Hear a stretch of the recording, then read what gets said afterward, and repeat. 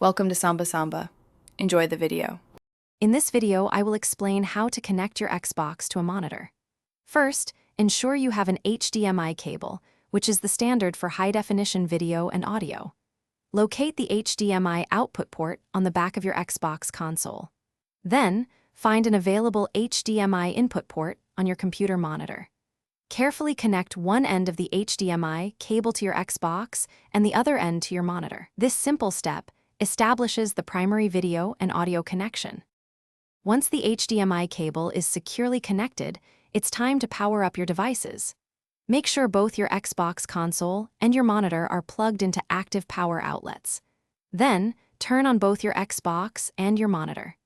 Using the buttons on your monitor, navigate through its input or source menu to select the correct HDMI input. You should then see your Xbox dashboard appear, ready for gaming. Many computer monitors do not have built-in speakers, so you'll need an audio solution. The simplest way is to plug your headphones directly into the 3.5mm audio jack on your Xbox controller.